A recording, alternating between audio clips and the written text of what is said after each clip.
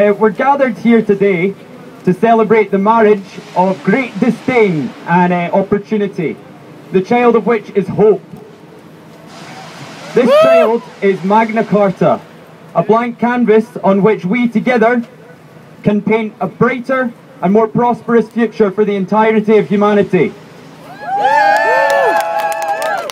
So I take that is you're all in then, cool. Some of you may be a little bit confused by that if you're new here. You may have just read a leaflet today and decided to come along, so please allow me to explain. We are still suffering from a crisis, not just a financial crisis, but of confidence too. Confidence in our leaders, our governments and our financial institutions to nurture a stable and prosperous environment for the progression of humanity. A progression which has been severely halted since the turn of the century, even though it wasn't all that great beforehand either. But we have reached a tipping point. Currently, 1,610 countries globally, countries, have been occupied in the same way that we are occupying George Square here in Glasgow today. And for the same reasons. Was that my fault? Okay. This is 300 more than just 1 week ago, which is a staggering and truly quite phenomenal amount to have gained in a week. Approximately 3 million and counting individuals are involved, and that number is growing by the day. It probably took a little jump today because of all of you turning up. So it is time for us to place confidence in one another instead of in faceless and disrespectful institutions.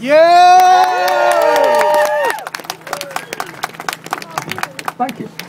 These 3 million individuals are demanding genuine social change and an end to political capitalism.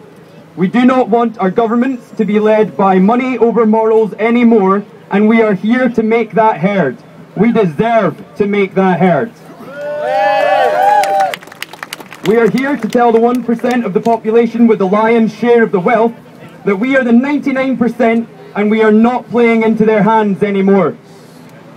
By occupying these spaces in cities across the globe, the discourse has started.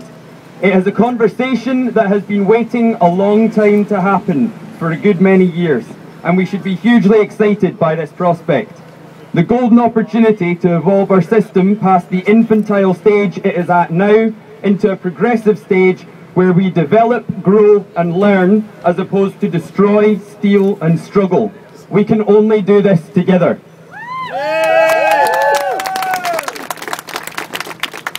I want to talk you all through the 9 initial statement points.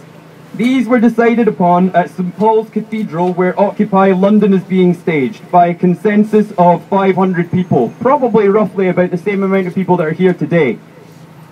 When we read them, we couldn't argue here at Occupy Glasgow, so we're going to put them to the test.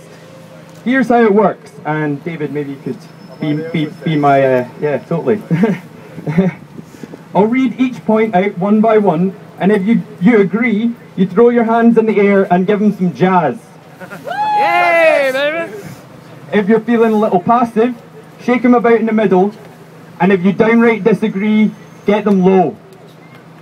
Okay, so number 1, the current system is unsustainable.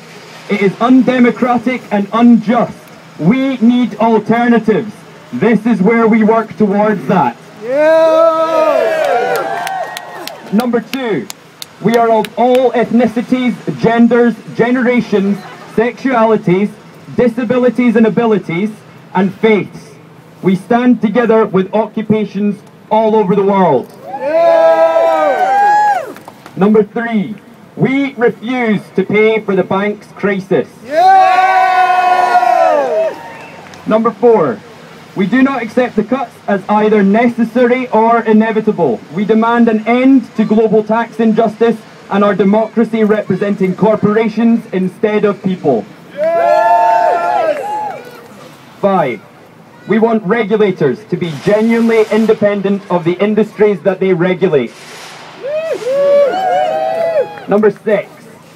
We support the strike on the 30th of November and the student action on the 9th of November, and actions to defend our health services, welfare, education and employment. Number 7. We want structural change towards authentic global equality. The world's resources must go towards caring for people and the planet, not the military, corporate profits or the rich. Number 8. We stand in solidarity with the globally oppressed, and we call for an end to the actions of our government and others causing this oppression. And finally, number 9. This is what democracy looks like, so come and join us. So those are the points of the initial statement. This is preliminary and will evolve to cater for factors such as locality and cultural differences. But for that to happen, we must work together. What does everyone think? I figured as much. So on that note, please enjoy the festivities of the day, and thank you very much for being alive.